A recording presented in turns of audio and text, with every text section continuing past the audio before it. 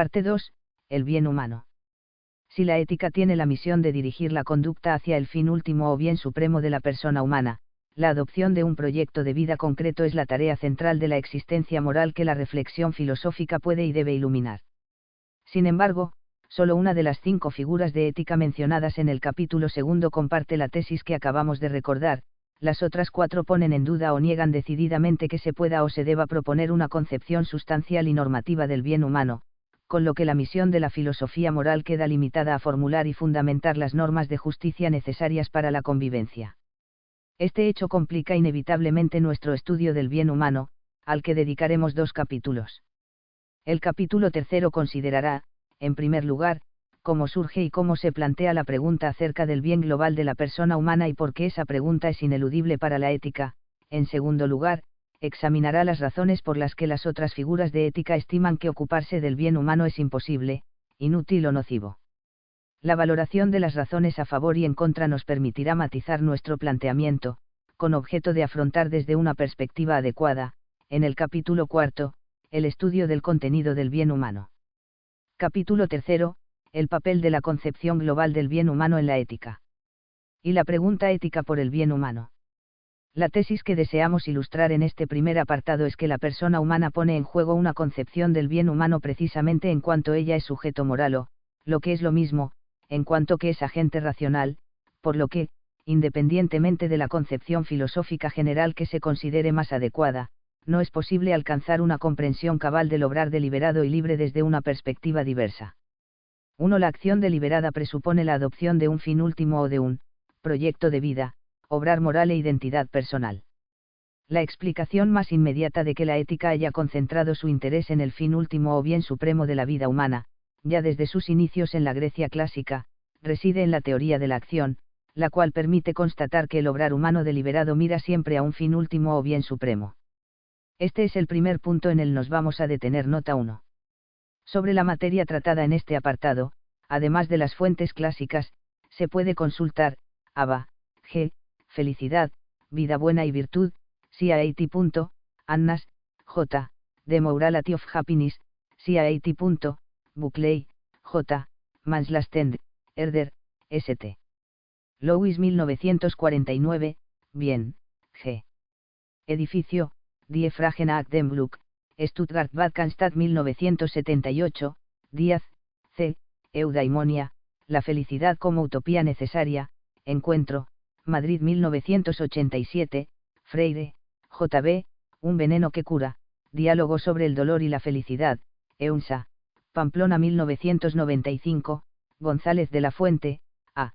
Acción y contemplación según Platón, Jalones para una filosofía de la vida activa y un connubio entre teoría y práctica, CSIC, Madrid 1965, Jacobs, J. Virtue in Self-Knowledge, Englewood Cliffs, New Jersey, Prentice Hall 1989. Marías, J. La felicidad humana, Alianza, Madrid 1994. 3, Mayring, Ph. Psychologie des Glücks, Collammer, Stuttgart Berlin-Cologne 1991, Millán Puelles, A. La libre afirmación de nuestro ser, CAAT, pp 241 a 274, Pinkoffs, E.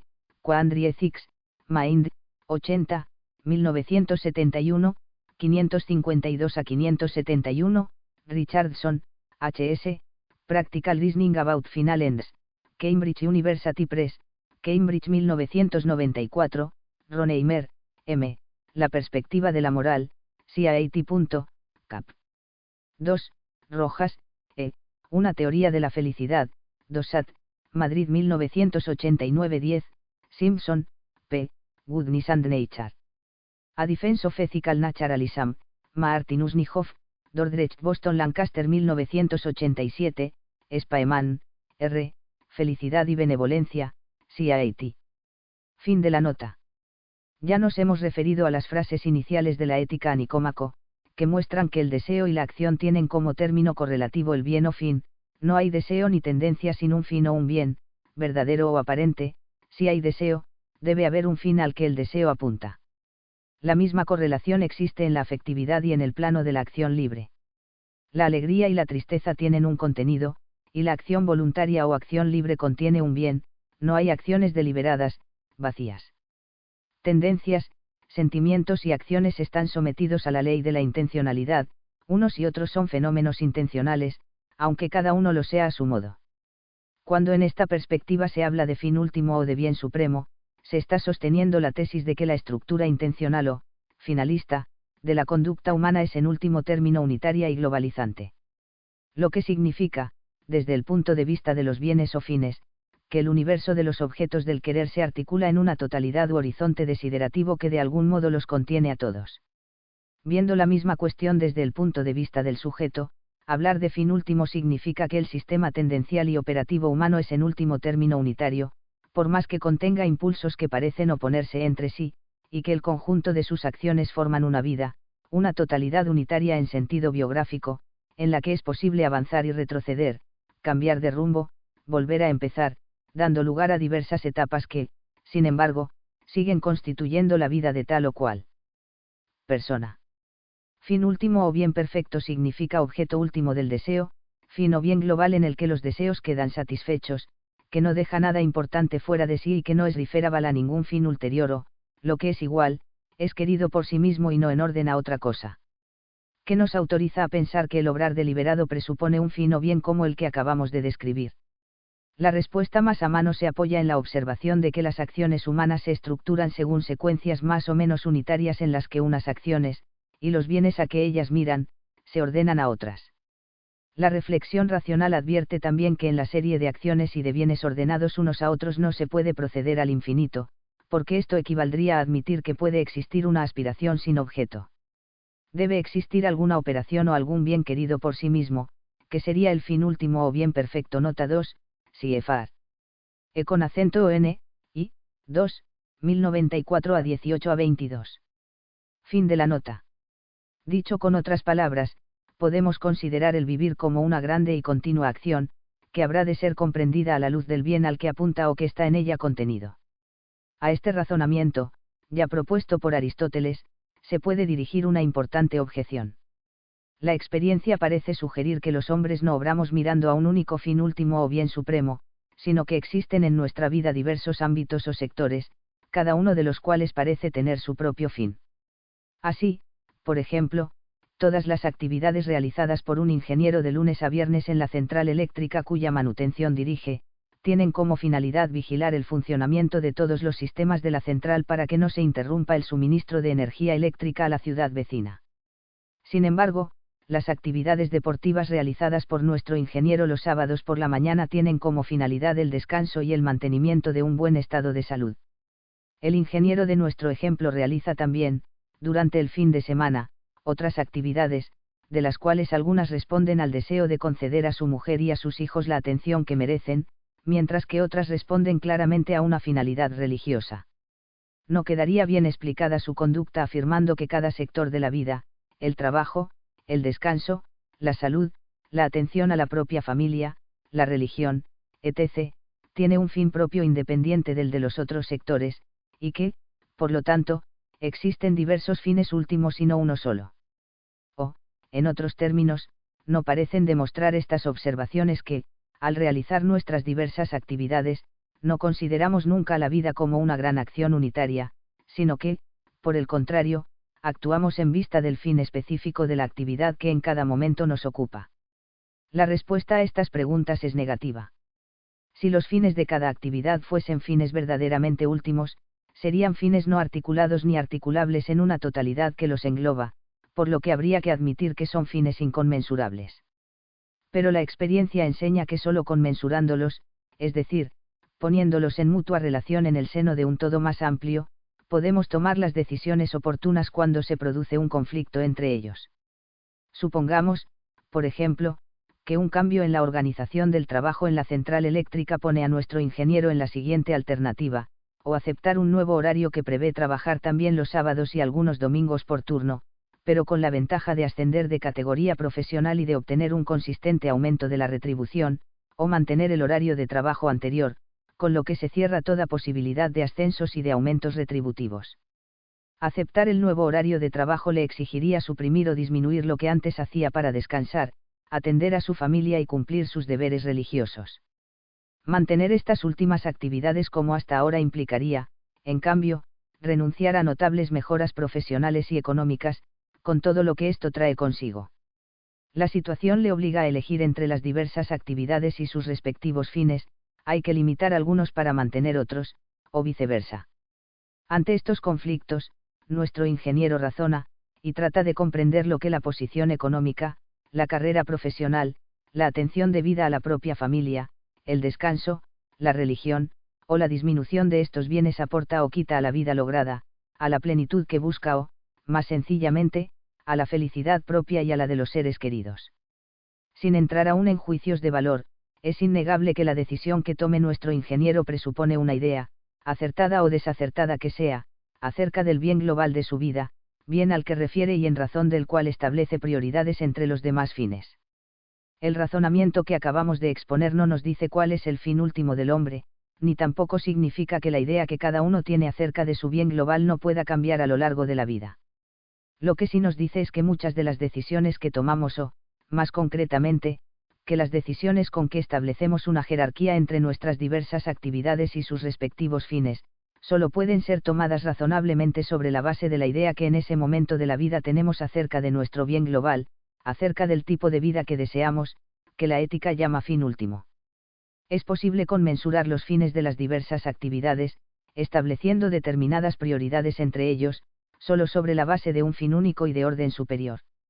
Desde el punto de vista de la teoría de la acción, la unicidad del fin es inseparable de su carácter de último, y el único fin último es la condición de posibilidad del orden o de las prioridades que cada uno establece para la propia vida. Nota 3, este punto es bien expuesto por Annas, J. The Morality of Happiness, CAT. Especialmente Caps. Y 15. Fin de la nota. El mismo ejemplo utilizado muestra en qué sentido se afirma que el fin último es único. Ser único no significa necesariamente ser exclusivo de los demás fines. En realidad, también se puede considerar el fin último como un bien inclusivo, esto es, como un bien que actúa como principio o criterio ordenador de muchos otros bienes, articulándolos en un proyecto o plan de vida que parece el mejor y el más deseable. Por eso, los estudiosos de ética hablan con frecuencia de vida buena, o de vida lograda, para referirse al fin último. Es decir, el fin último no es una cosa, un estado o un sentimiento de satisfacción. Es más bien un tipo o un género de vida. Quien sacrifica su salud, su familia o sus convicciones religiosas sobre el altar de la carrera profesional lleva un género de vida diverso de quien, no aceptando ese sacrificio, se organiza para cultivar simultáneamente las diversas dimensiones existenciales que considera importantes, aunque ello implique aceptar criterios de orden que, considerando aisladamente cada una de esas dimensiones, podrían ser interpretados como límites. Esta última observación nos permite precisar qué se quiere decir exactamente cuando se afirma que el fin último hace conmensurables las finalidades no últimas. Conmensurar los fines no últimos significa ponerlos en relación mutua, articularlos en una totalidad armónica y deseable, concediendo a cada uno de ellos el puesto y la importancia que en esa totalidad les corresponde. Conmensurarlos no significa disponer de ellos arbitraria o instrumentalmente. En términos más técnicos, el hecho de que el fin último sea uno solo no significa que los demás fines queden reducidos a medios, disponibles, por consiguiente, para un tratamiento puramente instrumental. Los fines no últimos y el fin último no se relacionan entre sí como los medios y el fin. Su relación mutua se asemeja más bien a la que existe entre las partes y el todo. Las diversas actividades y dimensiones existenciales de la vida humana son partes de la vida buena, y aquellas, para ser efectivamente tales, deben ocupar el puesto que en la vida buena les corresponde. La vida por ellas integrada deja de ser buena cuando esas actividades y fines se buscan o se realizan desordenadamente, es decir, con intensidad, extensión, modalidad, etc. diversa de la exigida por la vida buena. Nota 4. No está de más advertir, ya desde ahora, que la idea de conmensuración de fines es susceptible de una interpretación utilitarista, interpretación que aquí no aceptamos, y que consiste en pensar que la felicidad, entendida como bienestar, es una especie de unidad de medida a la que todos los bienes se reducen, algo así como lo que es el dinero con relación a todo lo que se compra y se vende, y que permite ponerles un precio, intercambiarlos, sacrificar unos a otros, etc., con el resultado de que ningún comportamiento o proyecto operativo puede quedar excluido por principio, todo depende de la cantidad de felicidad que con él se consiga. Una discusión interesante sobre este problema se encuentra en Richardson, H.S., Practical Reasoning About Final Ends, CIAT. Este autor ofrece explicaciones útiles, aunque no completas, acerca de los modos de entender la conmensuración de fines en sentido no utilitarista. Fin de la nota. Cuanto acabamos de decir corresponde a la estrecha e ineludible relación entre identidad personal y bien, puesta de manifiesto de modo brillante por Che. Taylor. Nuestros juicios y decisiones morales presuponen en último análisis un cuadro de referencia, del que no es posible prescindir, porque ese cuadro no es otra cosa que nuestra propia identidad personal. A la pregunta por mi identidad o por la identidad de la persona que cruza la calle, no se puede dar respuesta cumplida indicando el nombre y apellidos, la ciudad natal o la profesión. Saber quién es una persona es saber lo que para ella es importante, conocer las distinciones cualitativas o valoraciones fuertes, que inspiran sus juicios y decisiones, sus sentimientos de alabanza y de desaprobación, y que explican el significado que atribuye a sus actividades y a su vida. Lo que una persona hace o no hace es últimamente comprensible solo si sabemos lo que esa persona quiere ser, es decir, si sabemos lo que ama. Nota 5, CFR. Taylor, Che, Fuentes del Yo. La construcción de la identidad moderna, CIAT. Cap. 2. Fin de la nota. 2. El fin último y el punto de vista moral. Visto que la consideración de la vida como un todo es presupuesta por los actos con los que establecemos una jerarquía entre las más importantes dimensiones de nuestra existencia, y también por las elecciones que, aun poseyendo en sí mismas un alcance menor, encuentran en aquella jerarquía su necesario encuadramiento, conviene precisar algo más que es esa consideración y qué relación existe entre ella, el concepto de fin último y el punto de vista moral. 1. La consideración de la totalidad de la vida se puede entender primeramente con relación a su duración o extensión temporal. La previsión razonable del curso futuro de la vida, que ciertamente nunca está por completo en nuestras manos, es ya una forma de trascender reflexivamente las circunstancias del momento.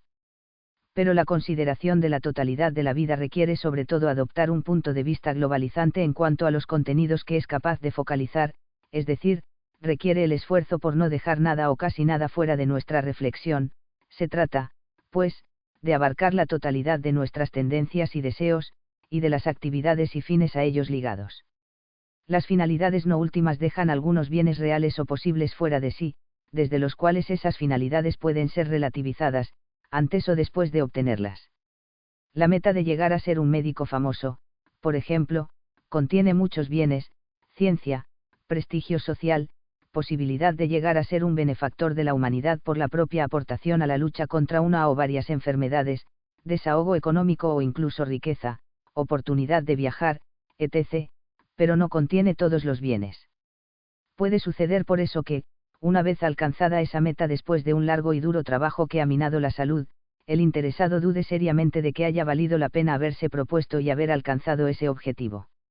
En su momento pensó que ese objetivo profesional era la realización de todos sus anhelos, algo así como el bien supremo. Ahora se da cuenta de que se equivocó.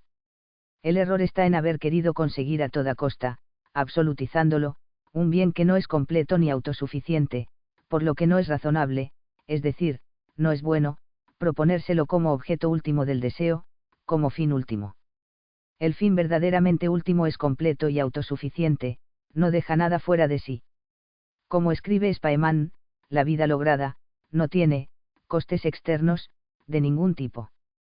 Por eso, no tiene sentido decir que se ha realizado plenamente, pero que ese logro no ha valido la pena. Nota 6. Spaeman, R. Felicidad y benevolencia, CIAT.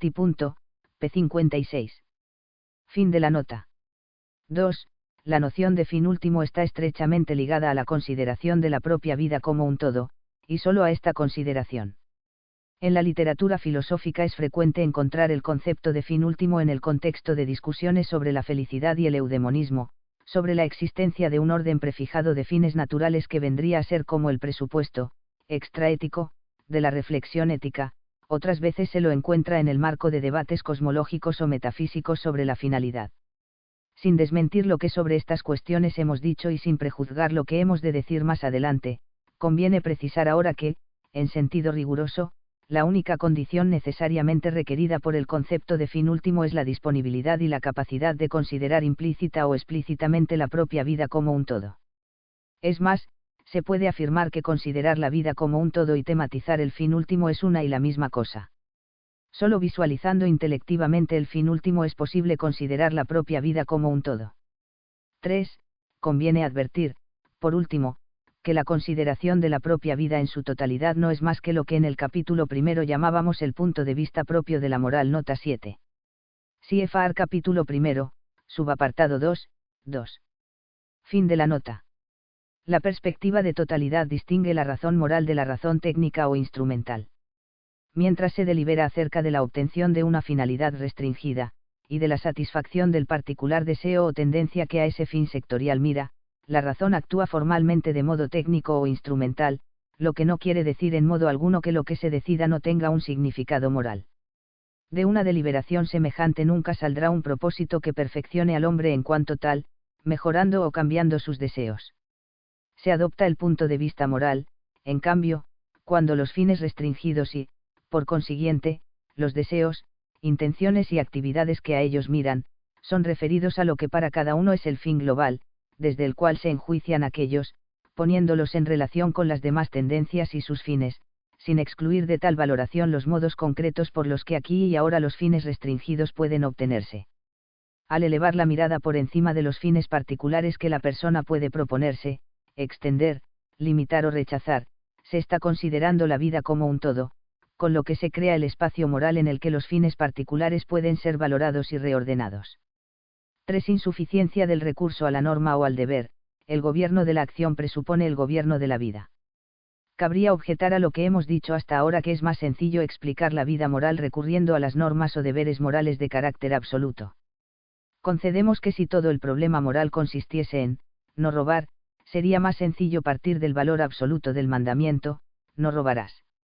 Pero la vida moral no se reduce a no robar, ni tampoco al conjunto de acciones, más grande, pero siempre limitado, que pueden regularse mediante un código de normas universales. Lo que interesa encontrar no es el punto de vista más sencillo, sino el más fundamental, el más positivo, y el más abarcante.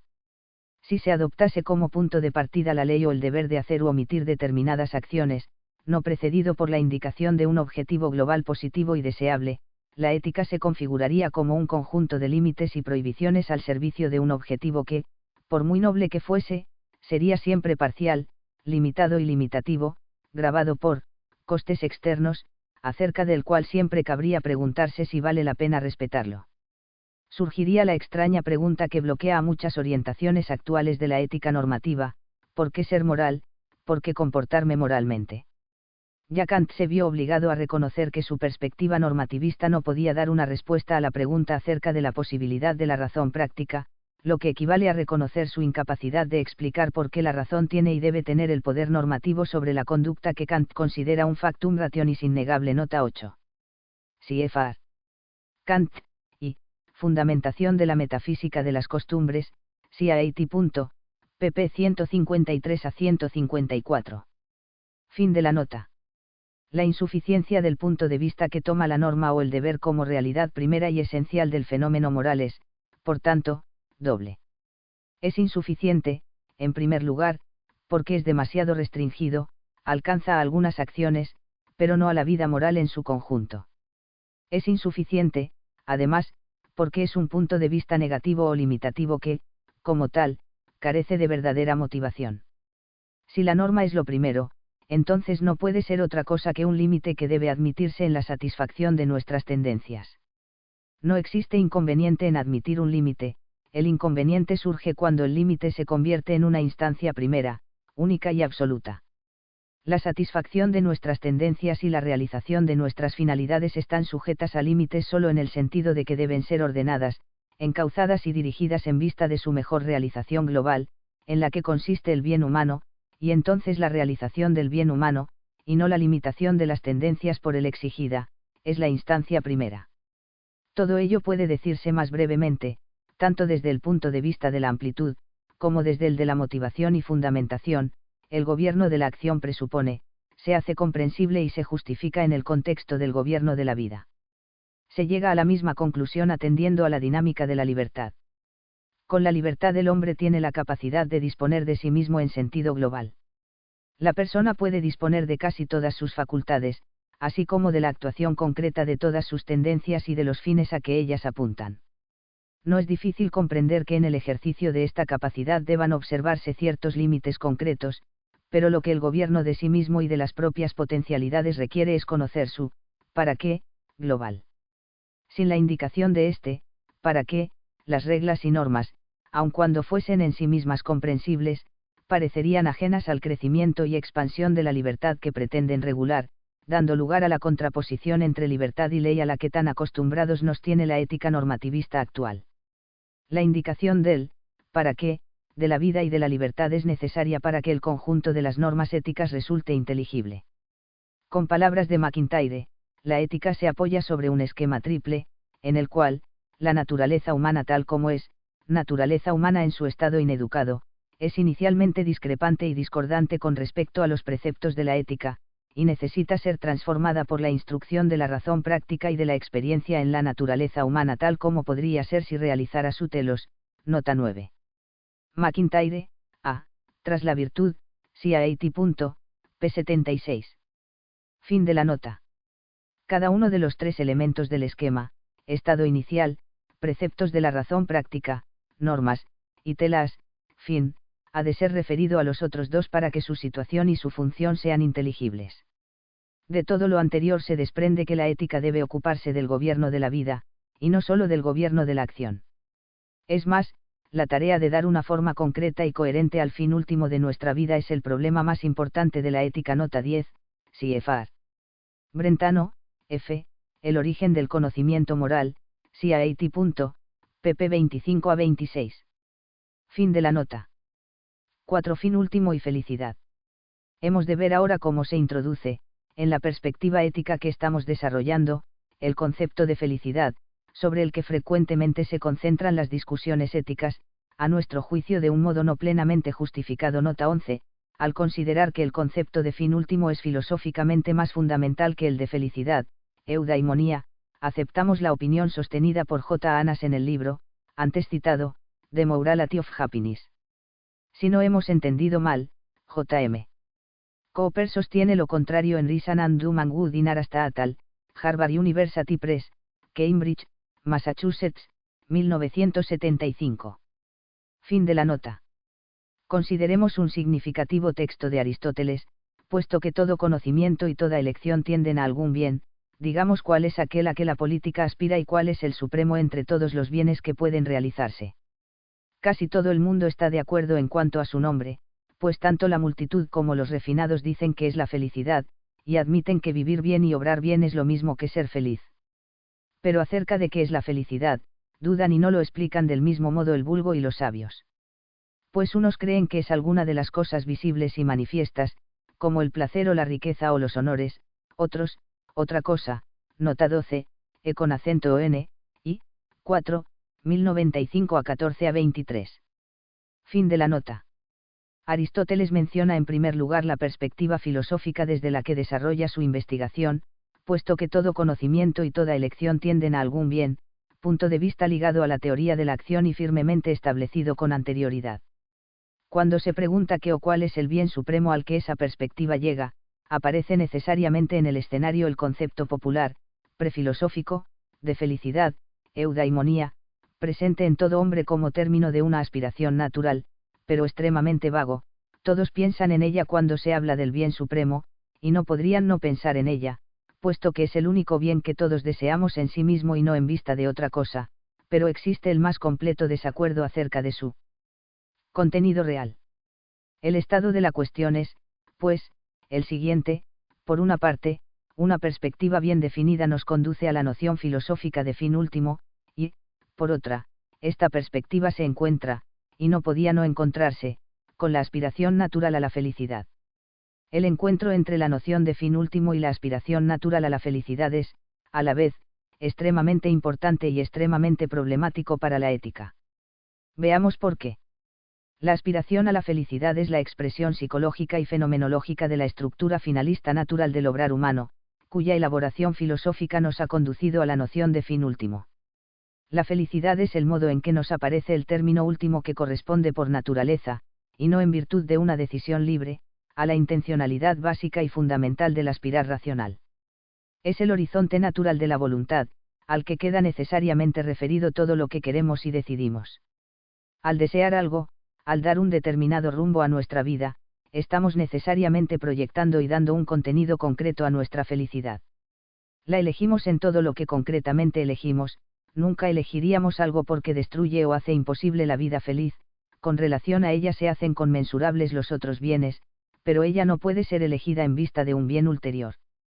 Se puede decir entonces que, hay una posibilidad, una sola posibilidad, frente a la que no somos libres, una posibilidad a la que tendemos necesariamente porque, en cuanto posibilidad, está ya siempre incorporada, siempre apropiada.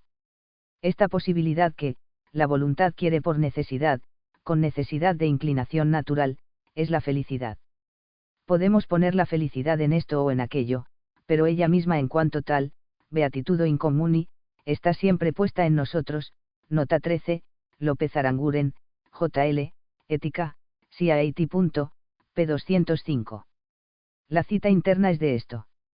Tomás de Aquino, De Veritate, Q. 22, A5. De modo análogo se expresa Spaeman, frente a los fines particulares, el fin propio del hombre no está simplemente, puesto, ni es, inventado, sino que se halla de antemano en nosotros como aquella suprema aspiración constitutiva de nuestra existencia llamada eudaimonia, Spaeman, R., felicidad y benevolencia, CIAT. P. 39. Fin de la nota. La aspiración natural a la felicidad es, por tanto, el dato antropológico que sostiene la perspectiva filosófica que estamos desarrollando. De la aspiración a la felicidad no es posible prescindir, porque propiamente no está dentro del ámbito de lo elegible. Pero en el plano de la elaboración filosófica del dato antropológico, la noción de felicidad es problemática y desde luego no ocupa el primer lugar. Filosóficamente se llega primero a un concepto de fin último o bien perfecto, con unas características formales claras, único, autosuficiente, completo, deseado por sí mismo y nunca en vista de otra cosa. Se pasa después a la pregunta por su contenido concreto, y entonces se hila al paso la noción común de felicidad como una primera respuesta vaga y oscilante. Esa noción es vaga, ya lo dijimos, porque cada uno la concibe a su manera. Y es oscilante porque, por una parte, nos se hila al encuentro inevitablemente en el ámbito de la investigación filosófica sobre el bien perfecto del hombre y sobre la actividad o tipo de vida que lo posee, mientras que, por otra parte, aparece ligada intuitivamente al placer y a la ausencia de dolor. La conexión intuitiva entre la felicidad y el placer debe ser manejada con mucho cuidado por la reflexión filosófica, porque no puede ser ni completamente aceptada ni completamente rechazada. Se puede admitir que las nociones de felicidad elaboradas por los filósofos sean algo antiintuitivas, pero no que lo sean enteramente y bajo todo punto de vista. De aquí surgen una buena parte de los problemas y debates filosóficos acerca del eudemonismo, sobre todo los que se refieren al tipo de relación que se puede establecer entre la virtud y otros bienes, salud, amistad, posición económica, etc., que también parecen ser parte de la felicidad. Nos parece forzoso considerar, en definitiva, que la investigación filosófica sobre el fin último o bien global del hombre deberá afrontar el problema de la felicidad humana. Pero la felicidad no es la respuesta final, sino más bien el inicio de una reflexión encaminada a determinar filosóficamente cuál es o en qué consiste la verdadera felicidad. Por eso, la felicidad no es un concepto perfectamente elaborado antes de iniciarse la reflexión ética, la felicidad no es una realidad extraética, que debiera ser fundamento y norma externa de tal reflexión. Inicialmente es el término vago e indefinido de una aspiración natural, al que el desarrollo de la ética irá dando un significado cada vez más preciso. Y ello nos lleva al problema de saber si la filosofía moral puede cumplir esta tarea. 5. Fin último, felicidad y racionalidad. Si una persona tiene hambre, pasa directamente a la acción de comer. Si tiene frío, se pone ropa de abrigo, si tiene calor, busca un lugar resguardado del sol. Si, en cambio, está globalmente descontenta de la vida que lleva, la única acción disponible para tratar de poner remedio a la situación es pensar, razonar, preguntarse qué es lo que en el fondo quiere y no está consiguiendo hasta ahora. Pensar, razonar, plantearse preguntas son modos de búsqueda racional, y la búsqueda racional es siempre búsqueda de la verdad, en este caso, búsqueda del verdadero bien humano.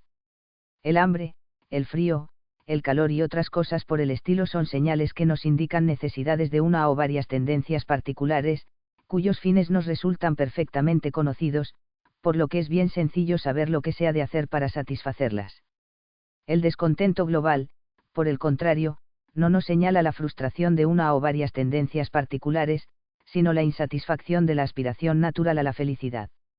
El hecho de que esta insatisfacción desencadene un proceso de búsqueda racional manifiesta simplemente que la aspiración a la felicidad está radicada en la voluntad, es decir, en el aspirar que sigue a la razón y que como ésta tiene una amplitud virtualmente infinita. Los seres vivos no racionales pueden sufrir, ser agresivos, padecer hambre y dolor, pero no pueden ser infelices. La felicidad es una aspiración, una necesidad, si se quiere, propia y exclusiva de la vida racional. Es un deseo razonable que solo podrá ser satisfecho razonablemente, de acuerdo con la razón. Lo que acabamos de decir es un presupuesto fundamental de la investigación filosófica sobre el fin último o felicidad. La pregunta que se desprende de la insatisfacción global ante la propia vida es una pregunta acerca de lo que razonablemente podemos querer como fin en sí mismo y no en vista de otra cosa. Nota 14. CFR. Ronheimer, M. La perspectiva de la moral, CIAT. pp 61 a 62. Fin de la nota. Lo que nos preguntamos no es si existe, y si existe cuál es, una vida rica de placeres y ayuna de dolores. Menos aún se busca un placer momentáneo, que podría ser encontrado sin necesidad de una búsqueda racional. Lo que se busca es el objeto último del aspirar que sigue a la razón y en el que ese aspirar se sacia por completo, es decir, se indaga acerca de lo que es razonable querer como fin último o bien perfecto y autosuficiente. Por eso mismo se procede a una búsqueda racional y no a una actividad de otro tipo.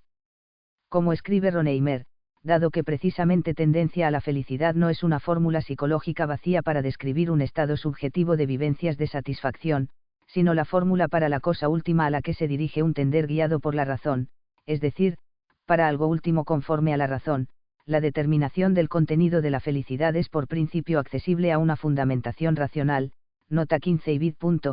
P. 62. Fin de la nota. Fin de la nota. Sería incomprensible, en efecto, que la aspiración vital específica de la racionalidad fuese, en línea de principio, un terreno prohibido para la investigación racional. Este es un motivo más, y quizá uno de los más fuertes, que nos lleva a pensar que la determinación concreta del contenido del fin último y de la felicidad es camino obligado de la reflexión ética. Es verdad que este motivo tiene particular fuerza en el contexto de la filosofía aristotélica, y de todas aquellas filosofías para las que la felicidad está ligada a la actividad propia de la razón o al menos a una actividad que no se da sin razón, pero el motivo tiene de suyo validez general. Epicuro tenía una idea diversa del contenido concreto de la felicidad humana, pero también pensaba que esa felicidad, en cuanto humana, puede y debe ser investigada filosóficamente, y así lo hizo él. Solo en el marco de una imagen reduccionista del hombre, la del sensualismo, por ejemplo, la motivación que acabamos de aducir carecería de validez. Pero entonces se plantearían dos problemas no pequeños, o demostrar la verdad de un sensualismo absoluto, empresa casi contradictoria. En un sensualismo absoluto no hay espacio para la verdad, ni siquiera para la suya propia, o admitir un dualismo, Kant, en el que la instancia racional no puede ordenar ni encauzar moralmente las tendencias, sino solo negarlas o limitarlas desde fuera, con lo que se viene a caer en la oposición entre moral y vida, entre moral y motivación, de que hemos hablado. Un poco más arriba, subapartado I, 3. 6. Fin último, ética personal y virtud. De lo que acabamos de decir se desprende que la investigación ética acerca del fin último no se reduce a señalar el hecho de que la conducta de cada hombre presupone una idea sobre el contenido concreto de la felicidad.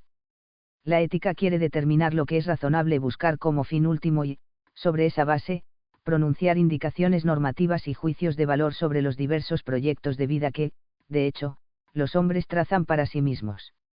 La reflexión filosófica no pretende decir en general todo lo que cada uno de los hombres debería hacer o proponerse, la actividad profesional que debería ejercer, el modo concreto de descansar, de atender a la propia familia o de manifestar sus convicciones religiosas, etc.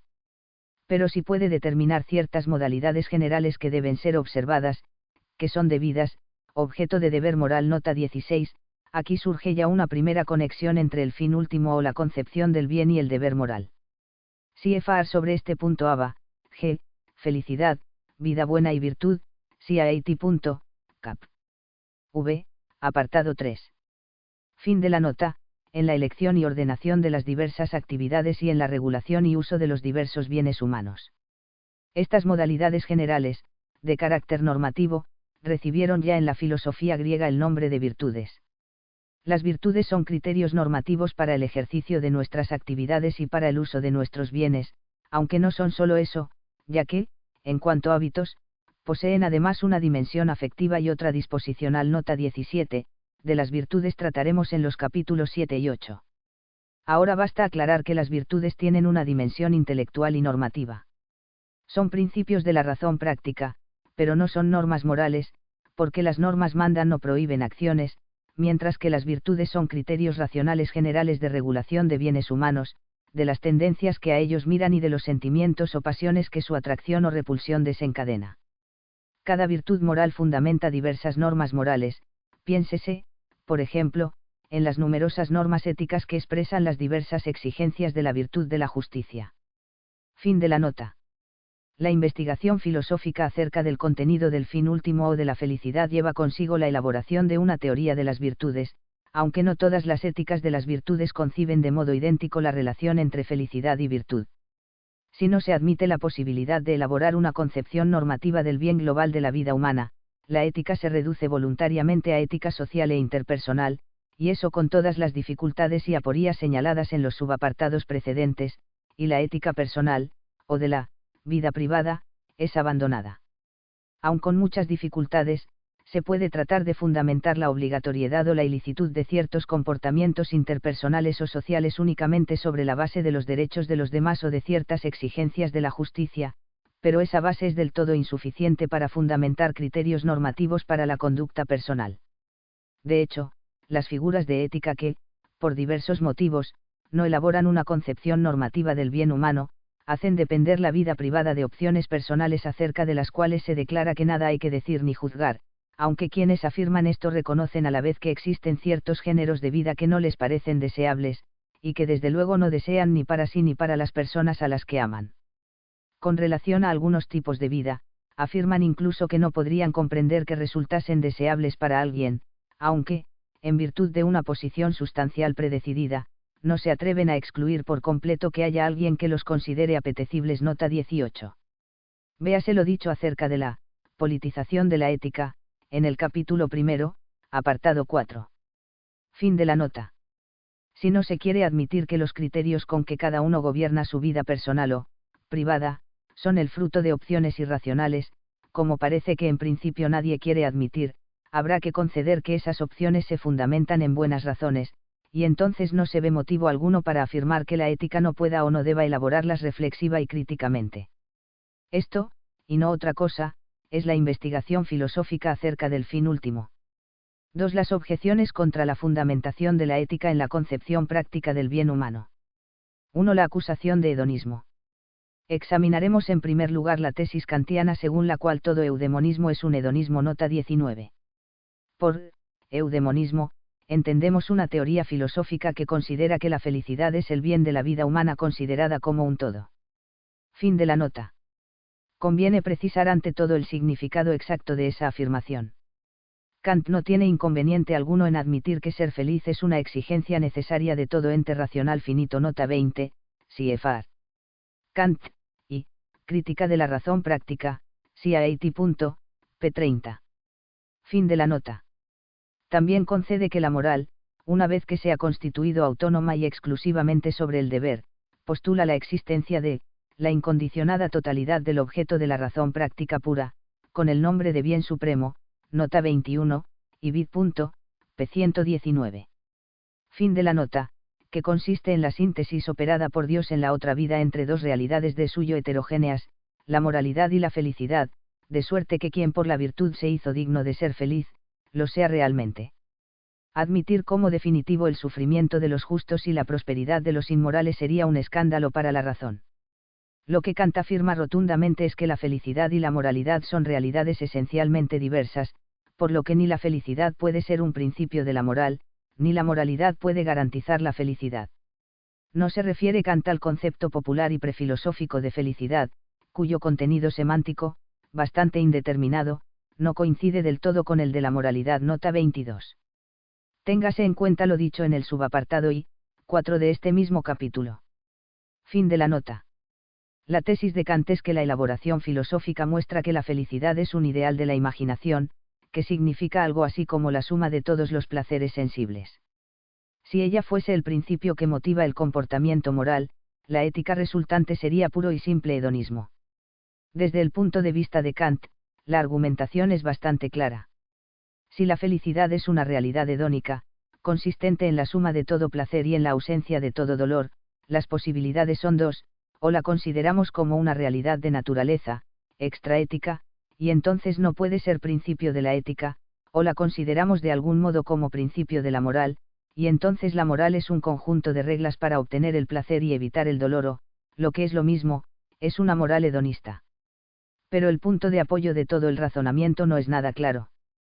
¿Por qué afirma Kant que la felicidad es forzosamente una realidad hedónica, y por qué excluye que pueda estar en la línea del bien específico del hombre en cuanto ser racional? Ciertamente se advierte en la crítica de la razón práctica una falta de información histórica.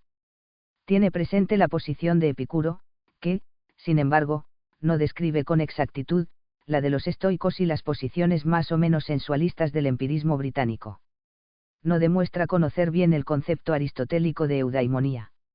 No obstante, su afirmación no es simplemente un juicio histórico equivocado, como sería el de quien afirmase que de hecho todas las éticas eudemonistas conocidas hasta ahora han sido hedonistas. Kant formula una tesis filosófica: la felicidad es, y no puede no ser, una realidad hedónica. Esta tesis depende del formalismo de la moral kantiana, el cual, a su vez, está estrechamente ligado a su teoría del conocimiento. El único acto cognoscitivo que nos pone en contacto con la realidad es la intuición sensible, y el único acto que pone a la voluntad en contacto con la realidad es el sentimiento de placer y de dolor. No hay objetos o contenidos del conocimiento y de la apetición que sean de índole racional. Los elementos racionales son principios formales que operan síntesis a priori sobre el material sensible. En el plano especulativo, lo racional no son objetos del pensamiento, sino funciones que sirven para pensar lo sensible. En el orden práctico, lo racional no es objeto del querer, sino un principio formal que regula la volición de los bienes sensibles. En definitiva, todo lo racional es formal, y todo contenido del conocer y del apetecer es sensible, empírico. Los objetos de los deseos son sensibles, y el objeto último del desear humano es igualmente sensible. El único bien racional o moral tiene lugar cuando la voluntad se determina a obrar por el principio que procede del espíritu, a priori, sometiendo las máximas subjetivas a la forma de la universalidad.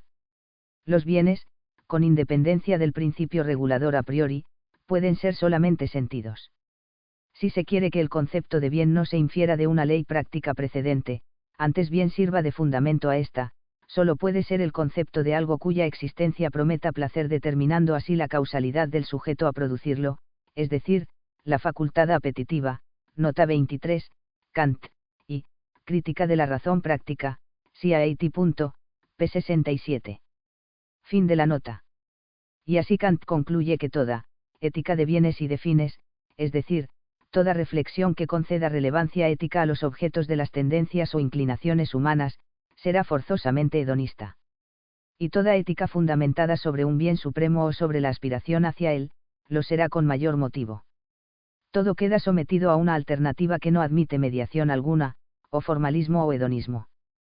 Pero la alternativa es falsa, está enteramente viciada por la aceptación del error común y fundamental del sensualismo. Nota 24. Siefar. Scheler, M., Ética, CIAT. Volumen. I. p. 104. Fin de la nota. Dicho gráficamente, si se pulveriza primeramente el universo en una multitud de sensaciones y el hombre en un caos de excitaciones instintivas, que deben estar, por otra parte, de modo incomprensible, al servicio de la conservación exclusiva de su existencia, Claro es que se necesita entonces un principio activo y organizador, el cual, a su vez, se reduce al contenido de la experiencia natural. Dicho en pocas palabras, la naturaleza de Hume necesitaba una razón kantiana para existir, y el hombre de Hobbes necesitaba la razón práctica de Kant, si es que ambos debían acercarse a los hechos de la experiencia natural. Pero sin esta suposición fundamentalmente errónea de una naturaleza tipo Hume y de un hombre tipo Hobbes, no era necesaria aquella hipótesis, ni tampoco, por supuesto, aquella interpretación del a priori como ley funcional de tales actividades organizadoras, nota 25. Ibid. pp. 104 a 105. Max Scheler hace esta crítica para sostener su concepción, material, del a priori, es decir, su idea de que el a priori no se opone a todo contenido y a toda experiencia, sino solo a un tipo de contenidos y a un tipo de experiencia, quedando a salvo los contenidos eidéticos de la experiencia fenomenológica.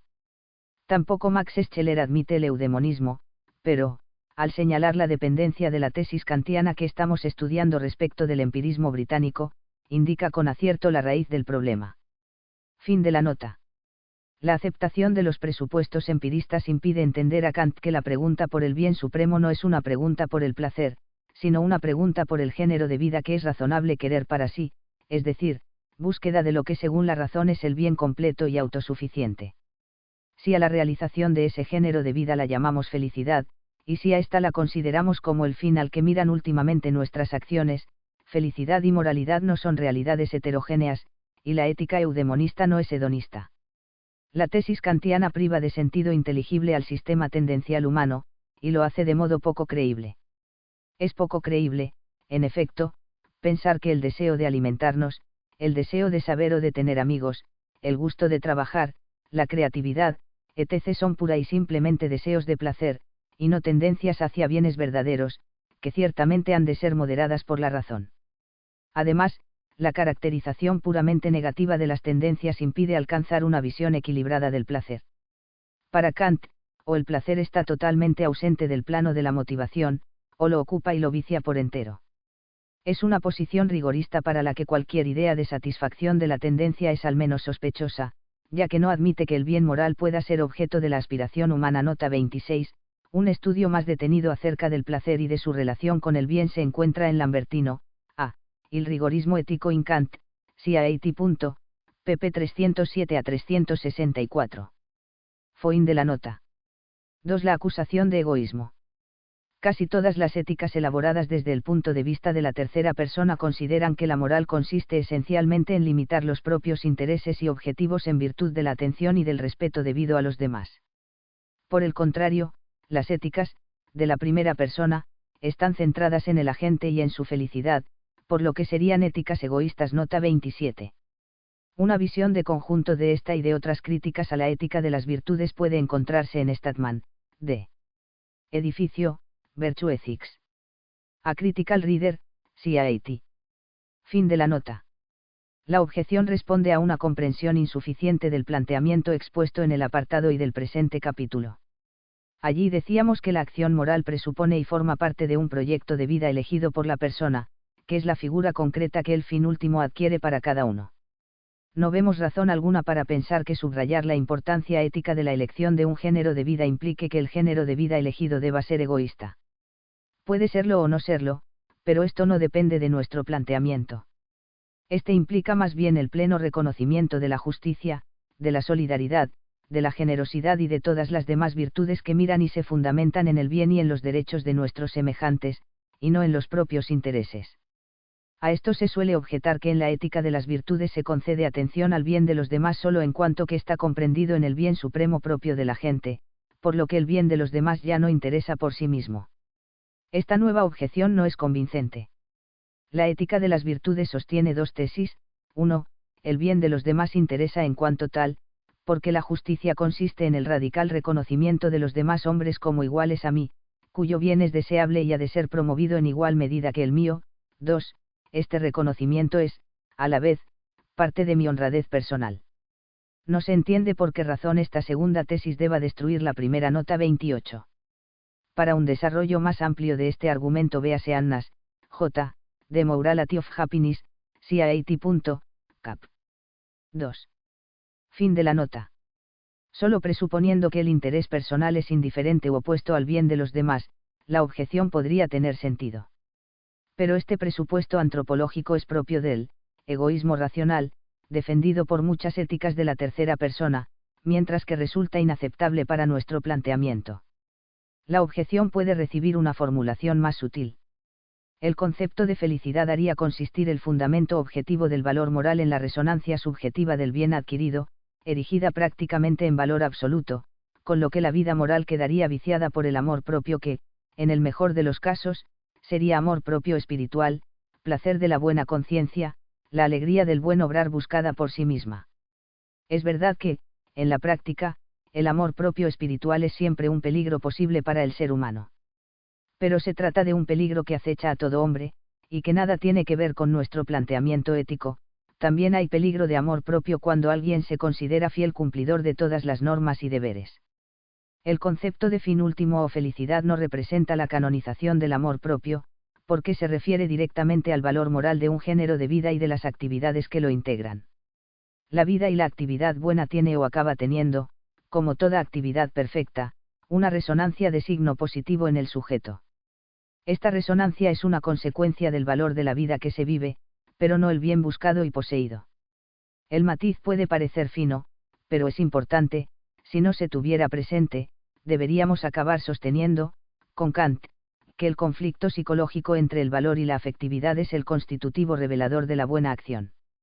Puede ser así alguna vez, pero no es lo propio del virtuoso, y en ese sentido es verdad que quien actúa por deber, por constricción interior de una instancia moral, no es todavía perfectamente virtuoso. Estar continuamente obligado a hacer lo que no se quiere y a omitir lo que se desea supone una fractura interior, entre ser y bien, incompatible con la idea misma de virtud y con la visión antropológica que la sostiene. Objeciones como estas u otras semejantes a estas pueden responder a veces a la insidia lingüística encerrada en el concepto de fin, que puede sugerir la idea de que los comportamientos morales o las virtudes sean simples, medios para, la maximización del fin. Lo que llevaría a confundir nuestro planteamiento con el que es típico del utilitarismo, el cual, mantiene que las acciones son correctas, right, en la medida en que tienden a promover la felicidad, incorrectas, wrong, en cuanto tienden a producir lo contrario a la felicidad. Nota 29, Mill, J.S., el utilitarismo, CIAT. pp 45 a 46. Fin de la nota. Pero, en realidad, el planteamiento utilitarista nada tiene que ver con el nuestro. El concepto de fin o de felicidad utilizado es diverso, y en el fondo opuesto. Nota 30. CFR capítulo 2, subapartado 2, 1, consideraciones sobre la quinta figura de ética. Fin de la nota. La relación entre las acciones morales y el tipo de vida por ellas integrada no es la común relación que se da entre los medios y el fin. Nota 31, CFR lo dicho en el subapartado I, 1 de este capítulo y el libro de Richardson allí citado. Fin de la nota. El fin último de que hablamos no puede ni siquiera ser definido con independencia de las virtudes. Nota 3. CFR capítulo 2, subapartado 3, 2, d. En el mismo sentido escribe Spaeman, en la relación medios-fin, el fin se define independientemente de los medios, determinando, como independientemente, la búsqueda de estos. En cambio, no podemos saber qué es la vida lograda al margen de los contenidos que la distinguen. Estos últimos no son interpretados funcionalmente como medios porque los ordenemos al todo en cuestión. Ni tampoco son, por ese motivo, intercambiables entre sí. Spaeman, R., Felicidad y Benevolencia, CIAT. pp 57 a 58. Y unas páginas antes, el concepto de vida lograda posee un carácter estrictamente formal, pues no expresa más que un modo determinado de pensar positivamente la vida como totalidad, de encontrarla correcta en su conjunto. Justamente por eso, no sugiere una concepción instrumental de la ética. Alcanzar la vida lograda no es, en modo alguno, un fin determinado para el que los demás contenidos del querer se conviertan en meros medios. Es, más bien, un cierto compendio obtenido reflexivamente que articula la multiplicidad desiderativa de una totalidad deseable, y vid. pp 46 a 47. Fin de la nota. Cuyo contenido es desde luego más preciso y concreto que el de la noción inicial de felicidad, por lo que la moralidad de las acciones no puede ser concebida como una función variable en vista de la felicidad, En todo caso, habría que afirmar lo contrario. Nota 33. CFR subapartado I, 4 de este mismo capítulo in de la nota. Además, en la ética de las virtudes la racionalidad práctica es completamente ajena a la idea de cálculo o de maximización de un fin. Dar la vida por las propias convicciones es una acción altamente apreciada por la ética de las virtudes, pero esta no propugna que sea bueno crear las condiciones para que el número de mártires sea lo mayor posible. Lo mismo se puede decir respecto a los actos de las demás virtudes morales, los actos de templanza, de magnanimidad, de fortaleza, etc. Hay que realizarlos cuando y como lo dicta la prudencia, y no la mayor cantidad posible de veces. Tampoco desde el punto de vista político cabría decir que es mejor la organización política que produzca mayor cantidad de virtud entre los ciudadanos. La virtud ni se produce ni es un resultado, es, más bien, un principio de la acción. Es verdad que las virtudes contienen principios normativos con los que una organización política puede ser más o menos congruente, como en general se puede hablar del bien y del mal en términos de mayor o menor, pero la lógica utilitarista de la maximización, entendida como cálculo que permite elegir entre comportamientos alternativos, nada tiene que ver con la lógica práctica propia de las virtudes. 3. La insuperable indeterminación del fin último. La objeción que ahora consideramos consiste en afirmar que el fin último o felicidad no es susceptible de recibir una determinación filosófica verdadera y que, por ello, no puede constituir el punto de referencia de una moral que pretenda ser objetiva y universal. La objeción ya fue formulada por Kant. Nota 34, véase la exposición sintética de la objeción kantiana ofrecida por Tugendhat, Problemas de la ética, CIAT. pp 52-54. Fin de la nota. Y con una formulación y un alcance diversos es propuesta también en la actualidad. Habermas afirma que la ética de las virtudes está estrechamente ligada a la posibilidad de demostrar que cierto tipo de vida es el mejor y, por eso, parece presuponer una concepción metafísica general del mundo y de la existencia humana. Ahora bien, según Habermas, vivimos en una época postmetafísica en la que toda concepción metafísica general ha de considerarse definitivamente muerta. Solo la religión y las tradiciones sociales y culturales particulares pueden proponer a sus adeptos, y solo a ellos, una concepción del bien, que no puede aspirar, por tanto, a ser universalmente aceptada. Nota 35. Esta es la línea argumentativa que J. Habermas sostiene en Erläuterungen sur Diskursetik, CIAT. Fin de la nota. Así como tampoco serán universalmente aceptadas las normas que dependiesen de esa concepción del bien. En pocas palabras, tantas concepciones del bien, tantas morales. Por esto, concluye Habermas, se debería distinguir entre la ética, que se ocupa de los ideales, valores, proyectos de vida derivados de la propia autocomprensión, y la moral, que establece soluciones justas a los conflictos de intereses sobre la base de un consenso social, después de lo cual habría que sostener la primacía de la justicia, la moral, sobre la concepción del bien, la ética. La posición de Habermas acerca de la metafísica no nos parece admisible. Nota 36, hemos motivado nuestra posición en el capítulo primero, apartado V, y en el capítulo segundo, apartado 3. Fin de la nota. A pesar de lo que esté de moda afirmar en ciertos ámbitos académicos, la realidad es que tanto en el mundo occidental como en el oriental los hombres tienen una concepción de la vida de alcance metafísico. También el escepticismo es una concepción de la vida, que afirma en la práctica lo que niega en la teoría. En todo caso, no es necesario detenernos en esta cuestión, porque la objeción tiene un sentido pragmático, que podría ser formulado así: al margen de las diversas posiciones teóricas, es un hecho sociológico que la metafísica no cuenta hoy con un consenso social universal. Tratemos de ponernos de acuerdo sobre las normas necesarias para la convivencia, concediendo, al menos como hipótesis práctica, que la concepción de la vida que cada uno tiene puede quedar relegada al campo de las opciones privadas y libres.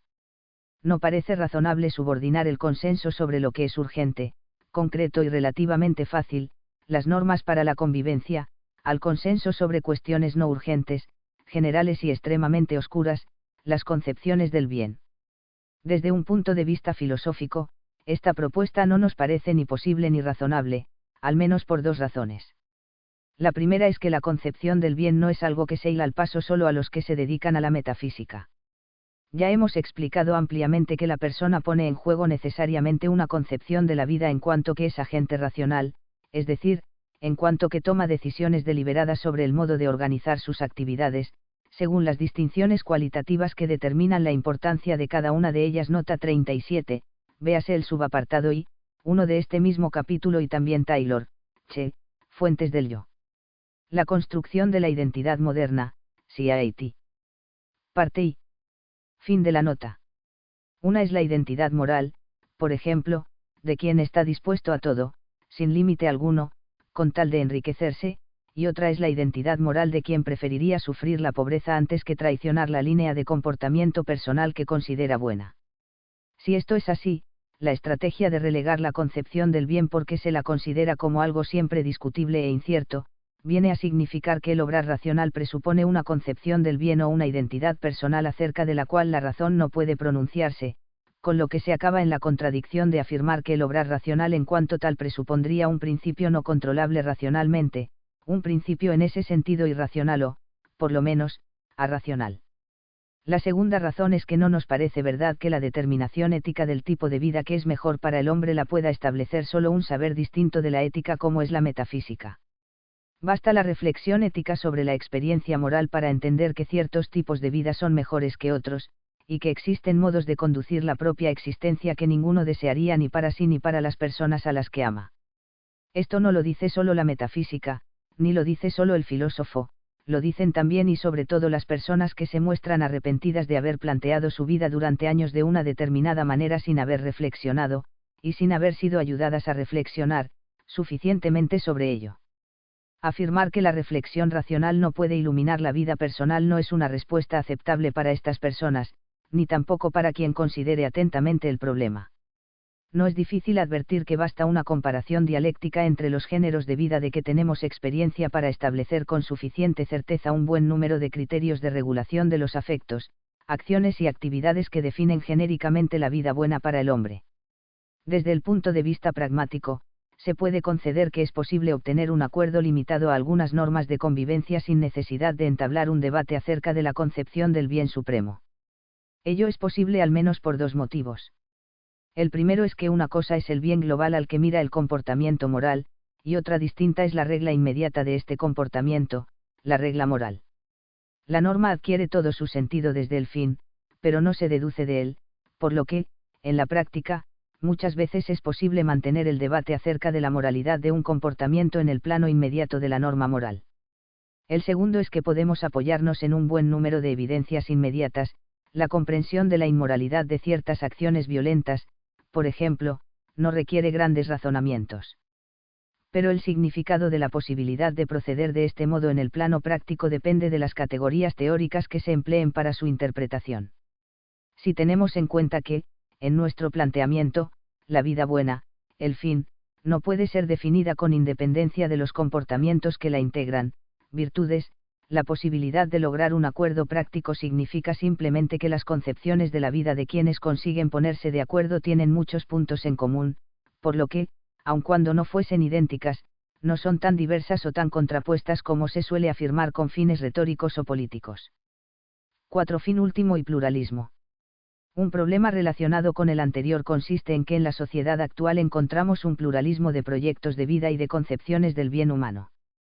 Por lo que, según Habermas, se nos plantea la siguiente alternativa: o se renuncia a la pretensión clásica de establecer una jerarquía de valor entre las formas de vida que la experiencia nos ofrece, o bien se ha de renunciar a defender el ideal de la tolerancia, para el cual cada concepción de la vida es tan buena como cualquier otra o, por lo menos, tiene el mismo derecho a existir y a ser reconocida.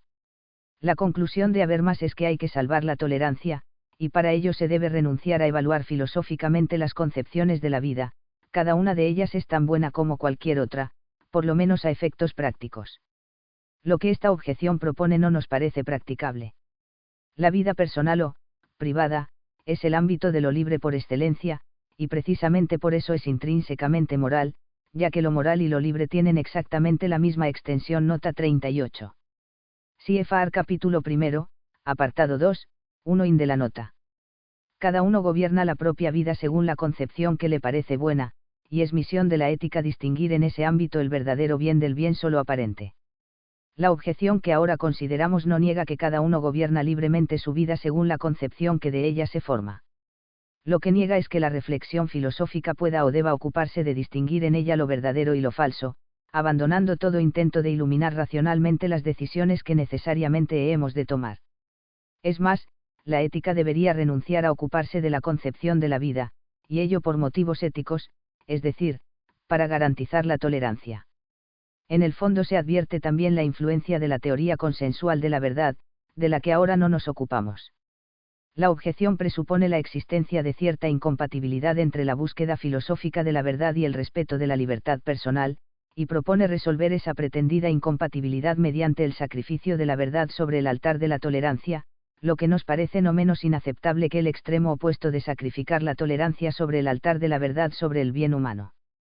Insuperables motivos de orden filosófico, antropológico y ético impiden plantear el problema en estos términos, o verdad o respeto, o verdad o tolerancia.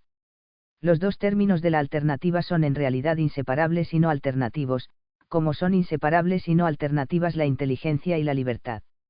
Es verdad que en el pasado, y todavía hoy en algunos lugares del mundo, se han cometido errores en perjuicio de la libertad y de la tolerancia, lo que explica que por reacción se pueda pasar al otro extremo, creándose tensiones que no facilitan la búsqueda de una solución equilibrada. Al asumir progresivamente los valores de la paz, de la libertad, de la justicia y del respeto como fundamentos de la convivencia social, la conciencia europea dio un gran paso adelante, que subrayaba exigencias esenciales de la dignidad humana. En efecto, las relaciones sociales y políticas son relaciones entre personas, no entre posiciones especulativas, y la persona tiene en todo caso su dignidad y sus derechos fundamentales, los cuales se han de reconocer y tutelar independientemente del valor de la posición filosófica que cada uno sostenga. Pero al realizar esta importante conquista civil, la reflexión moderna no siempre distinguió adecuadamente entre la lógica propia de la ética política y la de la ética personal. Nota 39, CFR capítulo 1, apartado 4. Fin de la nota. Entre las exigencias de las relaciones sociales y las de la búsqueda colectiva de la verdad filosófica. Querer garantizar la paz, la libertad y la tolerancia relegando la verdad acerca del bien humano a un ámbito privado y filosóficamente irrelevante, fue quizá un propósito bien intencionado, pero equivocado y a la larga autodestructivo. Hoy resulta bastante más claro que del principio verdadero de que no es lícito forzar con la coacción la relación entre la conciencia personal y la verdad, no se sigue la conclusión falsa de que cada afirmación sobre los objetos de la investigación ético-filosófica sea tan buena o tan válida como cualquier otra, aun en el caso de que las diversas afirmaciones fuesen contradictorias entre sí.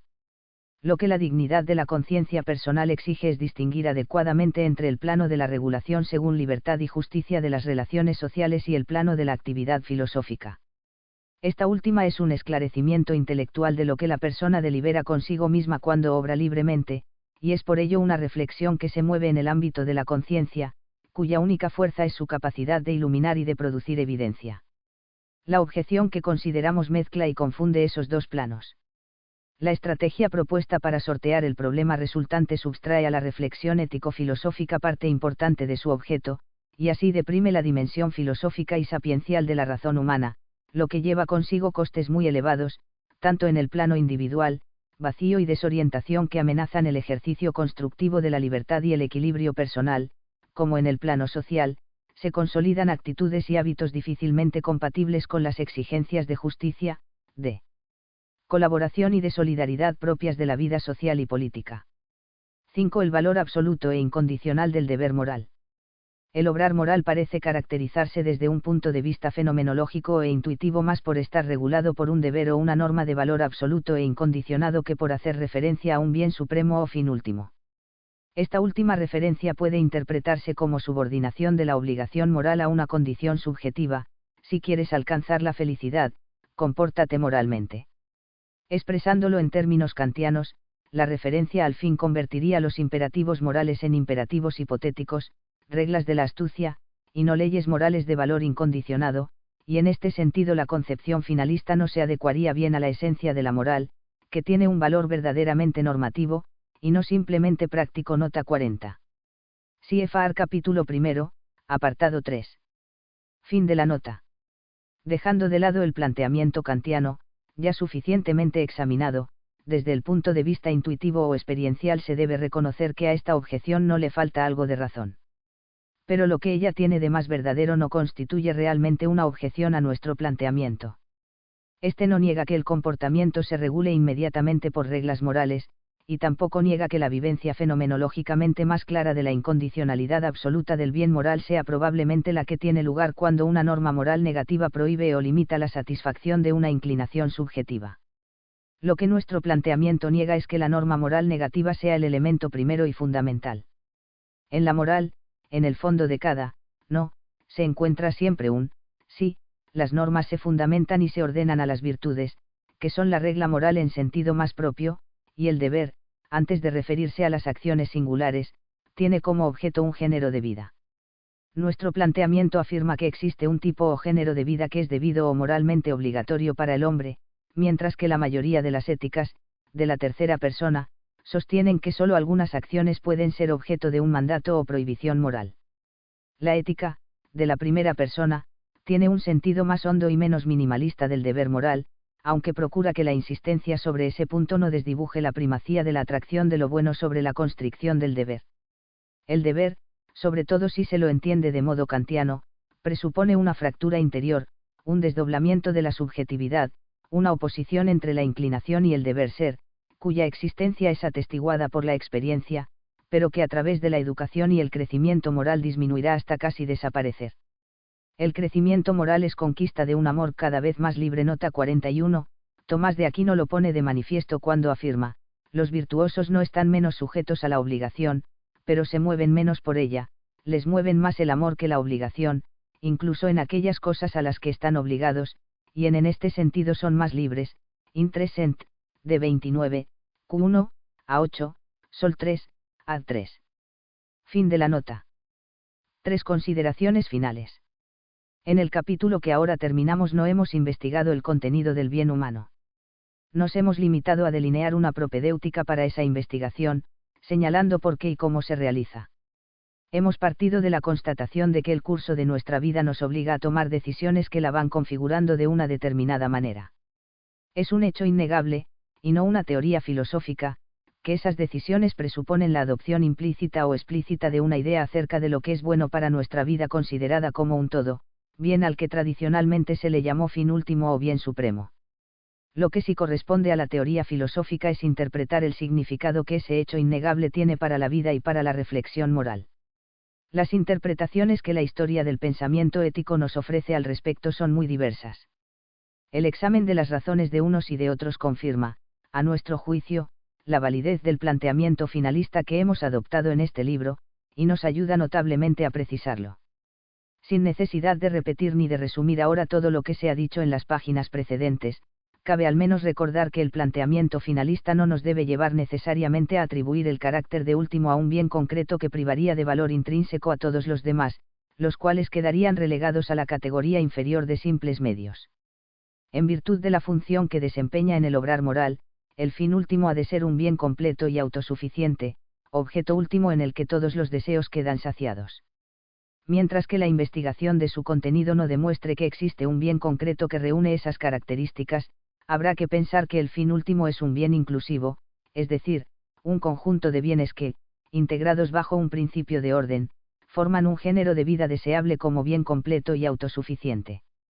En todo caso, el esquema interpretativo fin-medios no resulta fácilmente aplicable a nuestro planteamiento. No hemos pasado por alto las dificultades que se esconden en el concepto popular y prefilosófico de felicidad. Si su elaboración filosófica no es suficientemente cuidadosa, se pueden obtener concepciones hedonistas, egoístas o meramente hipotéticas, subjetivamente condicionadas, del principio moral. Sin embargo, nos parece haber demostrado que esos errores, que ciertamente son posibles a la hora de determinar el contenido concreto del fin último o de la felicidad, no dependen del planteamiento mismo ni tienen con él una relación más estrecha que la que puedan tener con cualquier otro. También hemos aludido en varias ocasiones a la estrecha relación existente entre la finalidad, la racionalidad y la justicia. La aspiración y el deseo sujeto a normas éticas siguen siendo aspiración y deseo y, por lo tanto, han de tener un objeto, un fin. Nuestro planteamiento no se limita simplemente a realzar este hecho. Su objetivo es más bien señalar cuál es el fin congruente con esas normas, el fin que las hace inteligibles y que constituye una motivación adecuada y positiva para su cumplimiento. Esto equivale a preguntar cuál es el bien o conjunto de bienes que es razonable y justo desear como fin último. Si esta pregunta no se plantea o no se resuelve, la fundamentación filosófica de normas éticas, sobre todo de normas que regulen la vida personal o privada, se hace extremadamente difícil, por no decir imposible. De hecho, 3 de las 4 figuras de ética que no aceptan nuestro planteamiento finalista renuncian explícitamente a elaborar una moral personal propiamente dicha. Para esas formas de ética lo que cada uno desea en su vida personal es una cuestión privada y libre, basta que se cumplan las reglas de justicia en aquellos casos en los que no se es libre de actuar como cada uno desee. Incomprensiblemente, la moral comienza donde acaba la libertad y ésta nace donde aquella muere. Libertad y moral son realidades opuestas que no pueden coexistir en el mismo espacio. La moral no podría ser nada más que odiosa represión. Con estas y las demás consideraciones expuestas a lo largo del presente capítulo queda suficientemente definido el planteamiento y el punto de vista preciso desde el que nos disponemos a estudiar el contenido del bien humano.